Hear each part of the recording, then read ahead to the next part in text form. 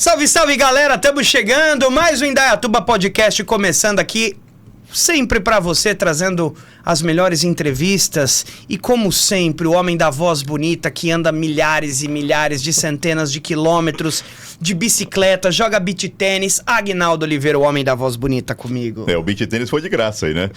Beccari, um grande abraço a você, grande abraço aos amigos que estão conosco aqui participando do Indaiatuba aqui podcast, né? Esse caminho maravilhoso de levarmos informações, conhecermos um pouco mais sobre assuntos que você não ouve por aí, viu? Mas você vai ficar conhecendo através aqui desse programa maravilhoso, preparado com muito carinho pela nossa equipe, não é, Beccari? Agnaldo, o nosso tema de hoje é saúde, tá? E é um tema muito em moda, nunca saiu de moda no nosso país, mas a gente vai conversar com a epítome da medicina infectologista. Nós estamos recebendo aqui nosso colega, amigo, Dr. Antônio Camargo Martins, ele que é infectologista aqui no município de Indaiatuba e tem uma vasta experiência nesse tema.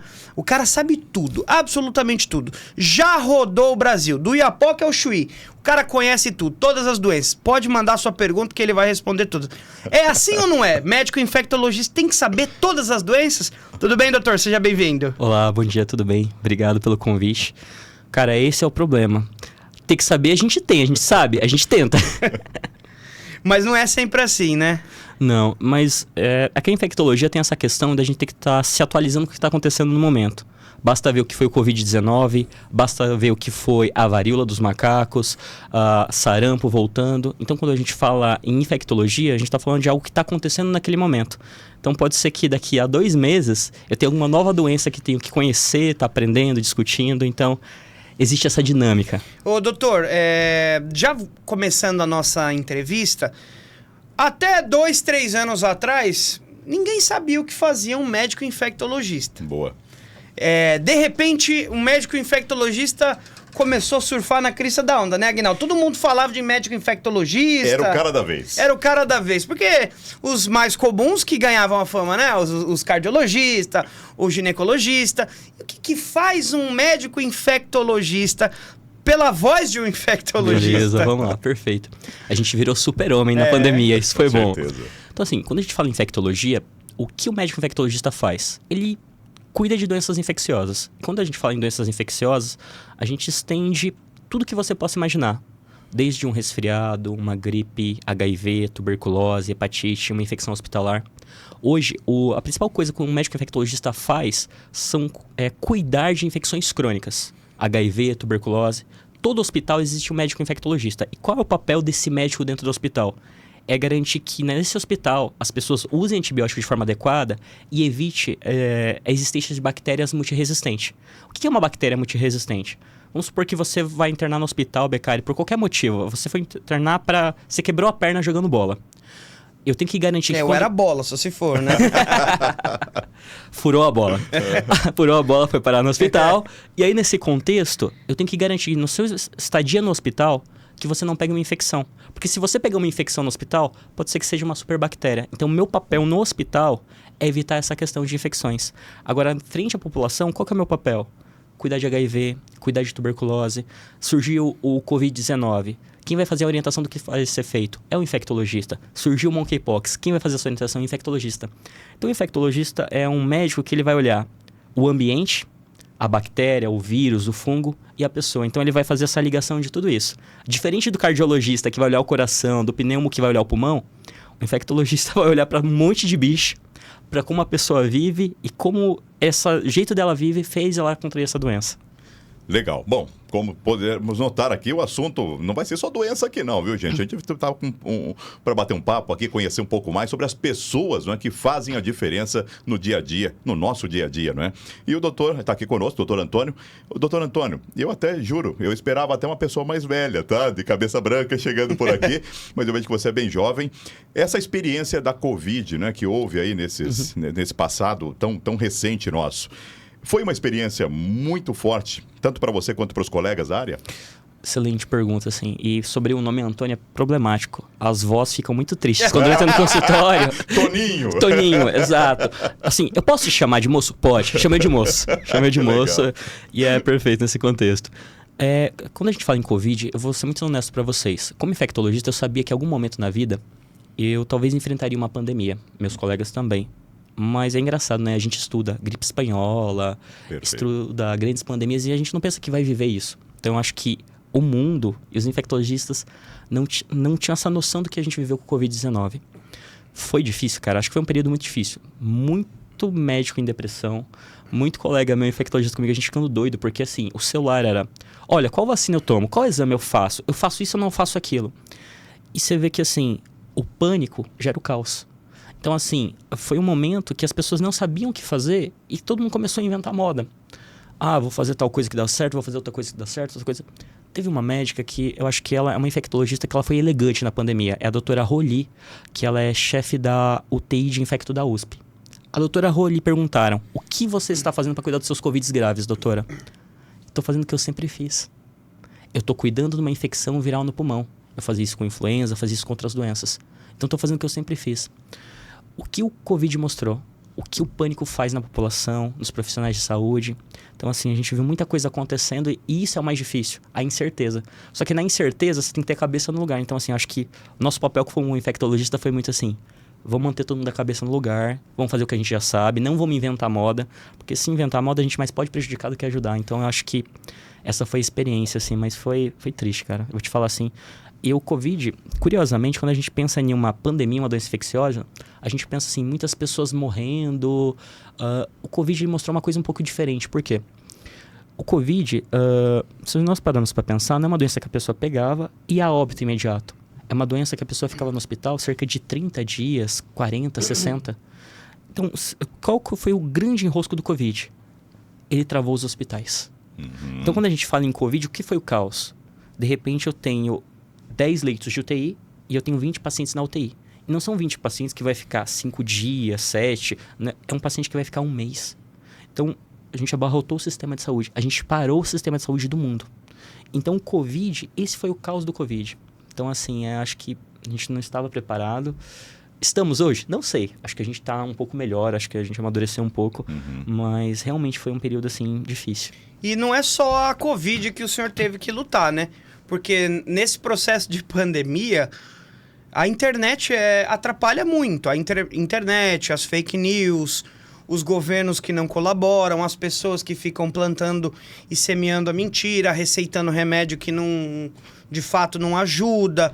Então, o senhor não teve que tratar só apenas a doença, que já era uma grande responsabilidade, mas teve que tratar também a desinformação. Eu imagino como não deve ter sido extremamente complicado também cuidar desse ponto, né? Nossa, perfeita a sua colocação, perfeita. Porque é engraçado, né, que é uma coisa que eu comento com meus colegas, eu acho que nunca o profissional de saúde foi tão desvalorizado. Porque, assim, eu estudei, eu sou especialista nisso, só que mais o que tem no Google vale mais do que o especialista falando. Então, a gente passou num momento que realmente, assim...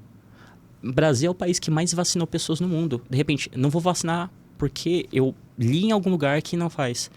E chegou num momento que a pessoa que estudou para estar falando não valia mais. Mas valia o que estava no Google, o que tinha visto em algum local.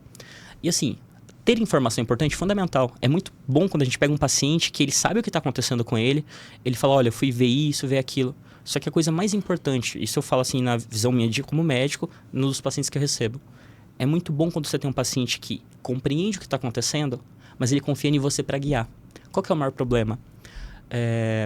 Vocês são repórteres, são jornalistas. Eu posso tentar fazer o que vocês fazem. Mas dificilmente eu vou ter a experiência e a sabedoria que vocês têm ali. A mesma coisa o médico aqui do outro lado. Então, assim, você pode ter uma noção, mas a complexidade disso daquilo tem que ter alguém para guiar. Então, assim, eu acho que o que foi o meio do Covid? Quem estava guiando? A gente teve uma grande briga política no meio disso. Perfeito. Independente do lado A ou B, mas ao mesmo tempo... Deixou de ter uma coisa, o médico infectologista ou a pessoa que estudou para falar aquilo e passou mais a ser uma visão política A, política B. Independente de quem está certo ou está errado, mas tudo, né? Mistura tudo. O senso comum tomou conta, né? Eu vou aproveitar, Aguinaldo, pegar um gancho que ele falou, e muito importante em relação a isso. Né? Tamanha desinformação em relação às vacinas, que foi que até hoje, agora, as outras vacinas acabam sofrendo... esse impacto. Reflexo, né? O Brasil sempre foi um país que vacinava a gripe, sarampo, ACWY, HPV, enfim, vários tipos de vacina. E tamanha foi a desinformação com a vacina da Covid que as outras vacinas agora estão sendo prejudicadas. Eu sei que no ambiente de Indaiatuba há um esforço tremendo para que se atinja a meta do HPV, para que se atinja a meta do sarampo, para que se poliomielite, né? a polio, principalmente, Aguinaldo. Então, doutor, olha o reflexo de tanta desinformação onde a gente colhe até hoje, né? Vai colhendo os resultados aí. Não, isso que você está falando é perfeito. Pessoal, a gente tinha erradicado sarampo no Brasil. Nós havíamos erradicado, não existia... Desde 1980, né? Sim, sim. Nos últimos anos voltou a ter sarampo. Então, assim, a gente tá numa situação, e eu acho bizarro, porque parece que é chique. Eu sou contra vacinas. É chique. Gente, pelo amor de Deus. A gente curou doenças extremamente graves. Quando a gente fala em sarampo, quando a gente fala de poliomielite, gente, as pessoas mais antigas que estão assistindo aqui, que têm 80, 90 anos, talvez tenham visto casos de poliomielite. A história mostra isso, né? Sim, é uma tristeza. Então, assim, e o Brasil sempre foi o exemplo mundial de vacinação. Foi o exemplo mundial de vacinação. Gente, na nossa época, a gente tinha a opção de não vacinar. É engraçado, né? Mas nossos pais, eles eram de uma época muito mais simples, muito menos acesso à informação, e todo mundo vacinava. Não, meu filho morreu. Não, ninguém morria pela vacina, né? Engraçado, morrer agora. Então, assim, o que aconteceu? Então, a informação, ela vira desinformação e vira uma militância. Uma coisa é um profissional que estudou, altamente capacitado, falando, isso não vai dar certo. Outra coisa é, eu li. Mas o que você fez da vida? Nada, eu só leio, só sou influencer. É outra situação. Eu gosto sempre de mostrar, né? Fala assim, não, eu sou da época dos 70, 80, né? Por quê? Porque eu tenho uma marca de vacina no braço, né? A qual, até então, iam nas escolas fazerem as vacinações, né? Do pessoal. Então, muito interessante isso aí. Muita gente aí vai se identificar com a gente, né? O pessoal que está nos assistindo nesse momento. Você é daquela época da pistolinha? É essa mesmo, que o povo vacinava com a mesma agulha, todo mundo. Aí que tá. Olha a desinformação. Não era agulha que era utilizado, né? Era uma pressão, né? Era tá uma vendo? pressão. Olha, Aguinaldo também é cultura, gente. Pois é. Não era a agulha que era utilizada, e sim uma pressão, né, naquela revólver, pistolinha chamada, e ela injetava ali conforme a pressão.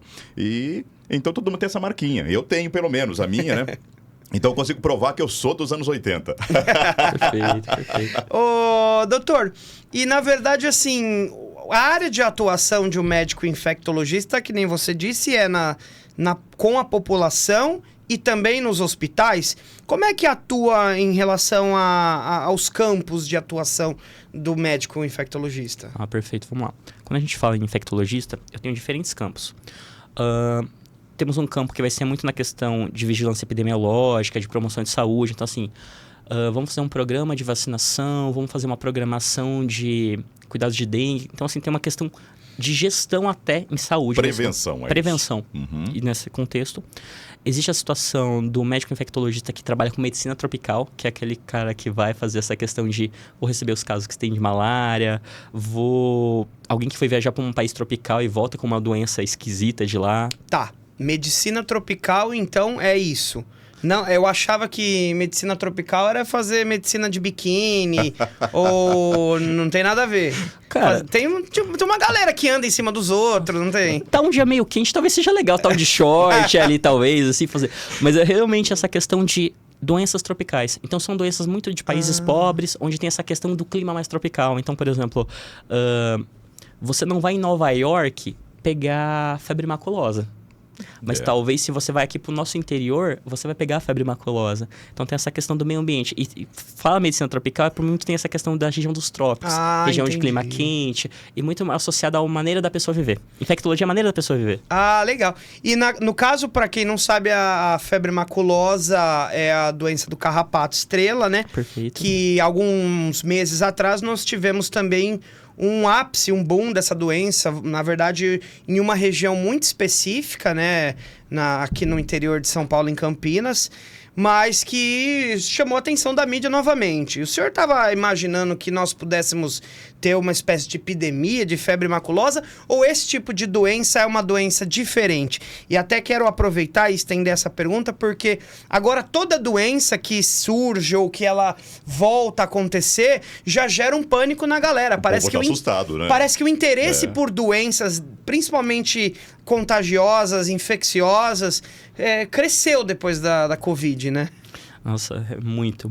Isso aconteceu muito. É engraçado que nunca esteve tão em foco. Tá muito no foco. Tanto é que todos os anos a gente vê casos de maculosa. A gente teve essa situação que foi uma tragédia. Essa tragédia saiu muito na mídia, porque pessoas jovens, várias pessoas no local. Mas todos os anos nós temos casos de febre maculosa. Todos os anos. E o que acontece? Todo mundo tem medo. Hoje todo mundo tem medo de algo que vai acontecer, algo que vai... Então, assim, a Covid fez isso. Ela mudou a forma da gente encarar o mundo. Mas a maculosa, todos os anos a gente vai ter e vai continuar tendo. E aí vem a grande questão, que é a importância do médico a avaliar o paciente. Porque, assim, quando a gente fala em febre maculosa, é a história de fui para um local, encontrei carrapato no corpo e tô com febre. É uma coisa muito simples. Só que, ao mesmo tempo, olha a dificuldade. Dor no corpo e febre. Dengue dá isso. Leptospirose dá Gripe, isso. Gripe, né? Gripe dá isso. Então, assim, a sensatez de saber diferenciar uma coisa da outra. E aí vai a história. Isso é a coisa mais importante. Então, quando você falou da infectologia, o que é o infectologista? É um médico que tenta puxar a história. Porque tudo é muito parecido. Então, a gente tem que ter essa sensibilidade de, não, mas você tem história para isso, deve ser isso. O infectologista é um grande retirador de história. Esse acho que é o ponto mais importante. Ó, que legal, Aguinaldo. Onde a pessoa viveu, ou seja, o ecossistema que ela esteve presente, isso pode realmente trazer uma referência para o profissional para diagnosticar. Onde ela mora, o que ela vive, o que ela come, Perfeito. Com quem ela ficou, onde ela saiu, viajou para algum lugar. Isso são as perguntas que numa consulta de infectologista são importantes, porque vai dar rumo pra gente. E outra coisa, eu falei que é um médico que faz prevenção. Se você falar assim, Antônio, eu sou namorador. Eu vou dar uma maneira de te proteger, porque eu sei que você vai ter uma grande exposição namorando muito, nesse sentido. Vocês entenderam, né?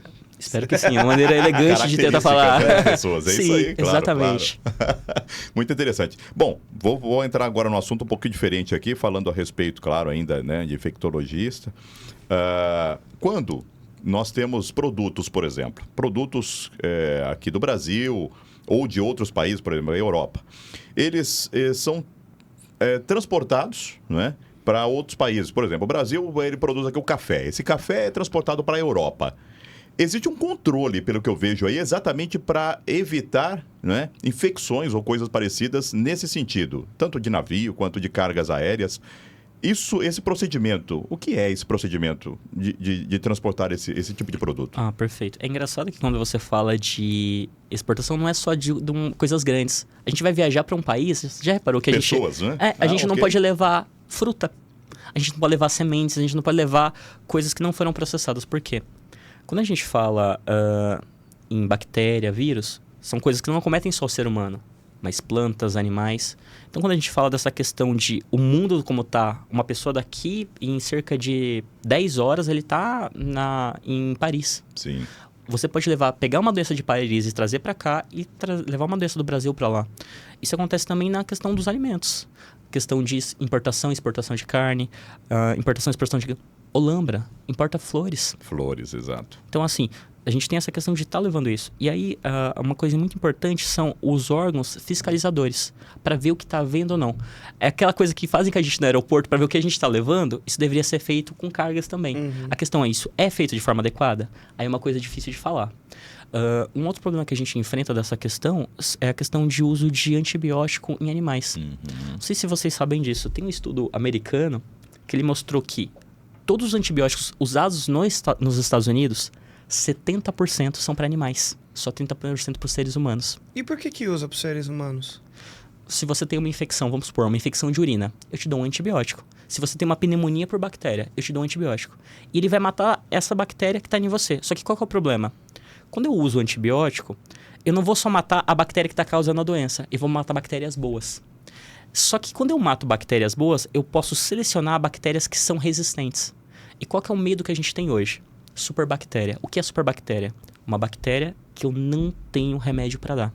Não tem. Não existe isso ainda? Existe. Existe superbactérias que a gente não tem antibiótico para dar. Uhum. Hoje no Brasil eu já tenho situações de ter poucas opções. Mas existem momentos que eu não tenho antibiótico para dar. Isso já é uma realidade nossa. É uma realidade brasileira e mundial. E essa questão do uso de antibiótico de forma indiscriminada, que eu falei dos animais que é mais de 70%, quando você come a carne de um animal, não está vindo só a carne do animal, mas o que ele comeu, o antibiótico que ele tomou. Então, assim, essa questão de regular isso é uma coisa muito importante. Por quê? A longo prazo, a gente vai sofrer muito com isso. Imagina você internou com uma infecção e eu chego para você, olha, deu ruim, não tem o que fazer. Isso já acontece? Acontece coisas próximas a isso. Mas a medicina não vem avançando na parte da tecnologia para para a indústria farmacêutica criar um remédio para isso. E essa superbactéria, ela não é aquela que você pega no hospital, ou é a mesma? É a que você pega no hospital, a superbactéria, só que ao mesmo tempo está começando a aumentar isso em casa. Em casa. Esse é o enrosco. Então, eu espero que você pegue isso no hospital. Só que tem alguns locais do mundo e uma preocupação nossa que isso ocorra de você chegar da sua casa com essa superbactéria. E é perfeito o seu questionamento. Antônio, não estão investindo? É uma das áreas que menos há investimento. A gente não tem quase antibiótico novo. Tem um economista que ele fez um estudo lindo para a Organização Mundial de Saúde. Em 2016, ele foi ver o que ia fazer diferença no mundo. O que eu tenho que investir hoje para o mundo ser um mundo melhor? Se a gente não mudar a realidade que a gente tem hoje de antibiótico, de superbactéria, em 2050, doenças infecciosas vão matar mais do que câncer. Por quê? Não vai ter opção do que tratar as pessoas. Então, a longo prazo, se a gente não mudar esse panorama, as pessoas vão morrer mais de infecção do que de câncer, porque não tem opção. E isso é comprovado. Caramba, é pesado isso Seja, aí, hein? Até uma dúvida muito grande da população, doutor, a respeito do uso de medicação, principalmente, né, as pessoas têm lá uma caixinha que não utilizou, está guardada lá, ele vai se automedicar. Isso é uma preocupação também, claro, dos profissionais de saúde, né? Mas por que as pessoas têm que usar, no mínimo, um antibiótico durante 7 dias? No mínimo, não é? E não, tipo, eu melhorei no 3º dia, já parei de tomar essa medicação. O que isso pode ocasionar? Perfeita a sua pergunta. Algumas coisas. Primeira coisa, o tempo que a gente prevê para usar é para mim garantir que eu vou matar tudo que tem ali de bactéria que está causando doença. Perfeito. Então tem esse primeiro ponto. Outro ponto importante é que se eu tenho esse tratamento programado, para mim não selecionar bactérias resistentes. Como assim? Pensa que você tem um ser vivo que você... Uma bactéria que você está matando. Você vai lá e dá um murro na bactéria. Você tem que dar 10 murros para matar a bactéria. Se você deu 3 murros, a bactéria vai ficar esperta. Talvez se você for esmurrar de novo não vai dar certo. Você agitou ela. Exatamente. Então usar os 3 ou 7 dias vai ser isso. E tem tratamentos que vão ser 3 dias. Tem tratamentos que vão ser 7. Perfeito. Mas é muito importante seguir essa orientação. É esse tempo, trate esse tempo. E a pergunta que o brasileiro quer fazer pro senhor nesse momento: é verdade ou é mito a história de que com antibiótico não pode tomar aquela cervejinha? Eu recomendo meus pacientes beberem junto com o... Não, para tudo, família. Como é que é, doutor? Pode beber álcool, cachaça, pinga, corote... O que é mais, Guinaldo? Nossa, você gasolina, tomava gasolina? etanol, não Guinaldo é sei. bom de para tudo, hein? Pode, é verdade, Querosene. mito, corta o efeito do remédio, potencializa e fica loucão. Como é que é? Pode beber com remédio? Perfeita a sua pergunta. Isso é uma das coisas que as pessoas mais têm dúvida. E vamos lá. Beber em excesso nunca vai ser bom. Nunca beba até cair não é legal. Ouviu, Aguinaldo? Tô ouvindo, tô prestando atenção, inclusive. Existe só um único antibiótico que, se você tomar bebida com ele, ele vai fazer você ter a pior ressaca da sua vida. Mas é só um antibiótico. Todos os outros não vão fazer isso. Então, o que eu vou te falar? Se você tá doente, não é pra você estar bebendo, é pra você estar repousando. Então, nesse contexto. Mas essa história, eu tô fazendo um tratamento longo que vão ser meses e eu não vou beber. Regra geral, pode beber sim. Só tem um antibiótico que vai ser a pior ressaca do mundo. Só que se você tá doente, você vai beber?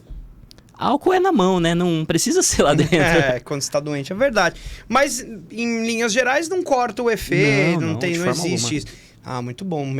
Bem... Vou pegar aqui uma cerveja. Deixa para depois, né? Doutor, até aproveitando sua área, eu vi que você também trabalha nessa área aí de trópicos, não é? Que é um especialista nessa área também. Você já esteve também pro lado norte do país aí, ou seja, Amazonas, Acre, né? Todo esse lugar. Seu doutor foi pro Acre? Foi pro Acre, inclusive, o Acre existe mesmo, doutor? A parte que eu estava, sim. Eu não sei o resto. Tá vendo? Mas o Acre existe, né? Primeira pessoa que eu conheço que foi pro Acre. E ali, você também lidou provavelmente com pessoas de aldeias, índios, né? Que é um assunto muito pertinente hoje, né? Sobre os indígenas. Como é que é a vida desse pessoal com essas infecções locais? Ou seja, o que acontece lá não acontece aqui no estado de São Paulo. Perfeito. É engraçado. A minha história como infectologista, até como ser humano, é curioso, porque eu nasci no Paraná, eu cresci no Mato Grosso do Sul, aí eu fui pro Acre. Aí, agora eu tô em Campinas. Então eu rodei o país. Lá é muito curioso porque quando a gente fala em infectologia, as doenças que eu tenho na Amazônia são diferentes das doenças que eu tenho aqui. Por quê? Pensa só, quando eu vou para a Amazônia, as árvores, as plantas, é tudo diferente. As doenças também. Mesma coisa aqui e o sul do país. Então cada local vai ter uma doença diferente. Lá uma coisa que chamava atenção, eu tive algumas experiências em atender populações ribeirinhas, populações isoladas. O que eu acho que era a grande diferença para mim era como a dificuldade do recurso faz a doença vir de uma forma grave. Por exemplo, se eu tenho hoje aqui uma criança em Indaiatuba com dor de ouvido, provavelmente essa criança vai ser atendida no mesmo dia, o pai vai levar no médico, vai ser uma coisa... O que seria essa situação se a pessoa estivesse num local isolado e ela não tem acesso para sair de lá? Perfeito. Ela tem que esperar um barco vir a cada 30 dias para trazer essa criança. Então eu vou te falar que lá eu vi uma evolução das doenças assim de uma forma muito mais crônica, às vezes muito mais triste, sabe? No sentido de não ter acesso. Coisas que seriam muito simples ficaram muito complexas. Mas existe também a questão das doenças serem diferentes. Por exemplo, no Acre tem muita malária. Muito comum, assim, você vai para uma área rural, mosquito vai te pegar, você vai pegar malária. Lá não tem febre maculosa. Aqui, se eu for num local onde tem carrapato esteira, tem um risco de febre maculosa. E aí vem a questão do retirar a história, do infectologista ser um médico que pega a história. Se você foi pro Acre e voltou para cá e tá com febre, deve ser malária. Se você foi pescar na região de Indaiatuba e achou carrapato no corpo e tá com febre, deve ser febre maculosa. São extremamente parecidas, mas a história vai mudar tudo. O que a gente vai pensar? E eu não sabia que assim, a medicina ela muda tanto no aspecto da doença em relação às regiões do Brasil. Então tem isso também. No sul tem um tipo de doença específica, no norte tem uma. E o senhor pode dar outros exemplos de diferenças? Perfeito. Isso só é infectologista, só ele é esse médico que vê tudo. O resto, cardiologista só vê coração. Vamos lá. Por exemplo, leishmaniose. Leishmaniose é uma doença que a gente escuta falar. Existem dois tipos. Existe uma que dá lesão de pele e existe uma outra que dá problema no fígado e no baço, que a gente vê um baço aumentado. Nós não temos aqui na região. Nós temos isso bastante no Nordeste. Um grande exemplo de doença que eu tenho ali. Malária na região norte. Aqui na nossa região a gente tem um fungo que chama paracoccidogmicose, que alguns locais do Brasil não vão ter uma epidemiologia tão importante quanto aqui. Então, cada local que a gente for vai ter uma questão diferente, até de exposição. Por exemplo, o cara que mora no sítio, ele vai ter um tipo de doença, diferente do cara que mora na cidade. Então, como ele vive, vai ser o que ele vai ter ali de doença, pelo menos em termos de doença infecciosa. E como que é trabalhar com esse povo mais carente, esse povo que mora em umas regiões mais remotas do nosso país? É complicado porque, como assim? Você espera 30 dias para um barco vir, pegar você para levar você no médico, o que era uma gripe virou uma pneumonia, o que era uma dor de ouvido, sei lá o que pode ter virado. Deve ser triste também, porque você vê que, na verdade, essa população está esquecida. Sim, eu acho que essa colocação sua é muito perfeita, assim, na questão de rever valores. Acho que essa experiência minha no Acre, ela foi muito importante nessa questão de valores, no sentido... Eu sempre fui uma pessoa muito crítica no sentido de... muito assistencialismo. Eu sempre falava assim, você tem que ensinar a pessoa a trabalhar e não dar tanta coisa, assim. Sempre tive essa questão. O Acre mudou um pouco a minha visão, sabe por quê? Uma questão é você estar numa região onde você consegue gerar emprego, gerar trabalho. Eu conheci regiões lá que são regiões tão isoladas que assim, você fala, Antônio, você como médico, você quer ir lá ganhar 100 mil reais por mês? Não. Eu vou ficar aqui quietinho na minha. Por quê? Você não consegue gerar emprego. É um local tão isolado, tão no meio do nada, que realmente, se você não achar uma maneira de ajudar a população, a pessoa morre. Morre de fome, morre por falta de medicação. Então, assim, quando a gente fala em Brasil, são extremos. Assim, a gente está numa das regiões mais ricas do país. Quando a gente olha o Brasil como um todo, é muito diferente cada local. Então, assim, eu vou te falar que mudou muito a minha cabeça no sentido de ver. E tentar entender, assim, as pessoas são diferentes e vivem em locais diferentes. Então, assim, o que serve pra você não vai servir pra mim. E eu tenho que ser capaz de entender isso, sabe? Então, isso foi muito importante. Muito bom, a colocação do doutor, né? Mostrando os extremos, né, do país aí, é bem interessante. Doutor, estamos já chegando no finalzinho aqui, mas eu gostaria até de ouvir do senhor o seguinte. Claro que foge um pouquinho do seu assunto aí, vamos falar de clima, né? O El Niño é uma ação que acontece hoje pelo mundo, né? E principalmente aqui no Hemisfério Sul, e ele tem ocasionado mudanças climáticas também, né? E drásticas, né? Tanto é que a gente vê aí movimentação de chuvas onde não existia muito, a seca também tomando conta, estiagens. Um inverno que faz calor. Mais ou menos isso, como enfrentamos aí no último, aí provavelmente em Indaiatuba. Bom, essas mudanças climáticas, ela pode ocasionar e trazer infecções. Por exemplo, o que existia lá no norte do país, ela pode vir a existir no sudeste aqui, envolvendo São Paulo, ou vice-versa? Totalmente, com toda certeza. Com toda certeza, essa questão da mudança climática, a gente pode esperar mudanças no globo como um todo. Porque, assim, quando a gente pensa em ecossistema, existe um equilíbrio. Sai desse equilíbrio, as coisas começam a desandar. Um exemplo do Acre. Muito simples. Começaram a criar muita piscicultura. Tanques de peixe. Sim. boom de malária, porque o mosquito usava a água ali e o peixe que eles estavam criando não comia a larva. Você fez uma alteração que foi construir um tanque de piscicultura e você faz uma explosão de malária porque você tem o tanque. Você mudou o ecossistema. Você mudou o ecossistema. Aí, com isso pode surgir tantas outras doenças. O que você imaginar. E não só isso, não só essa questão, mas a gente nunca viajou tanto. Então, ao mesmo tempo, a gente tem o mundo mudando, temperatura, chuvas. Em contrapartida, a gente nunca viajou tanto. A gente nunca viajou pelo mundo dessa forma. Então, assim, coisas novas vão chegar. Isso é triste, mas vai acontecer. Infelizmente. A gente viu o monkeypox mais recente. Teve o Covid e aí veio o monkeypox. Até inicialmente engraçado, né? Varíola dos macacos. Foi assim, a mídia foi a notícia.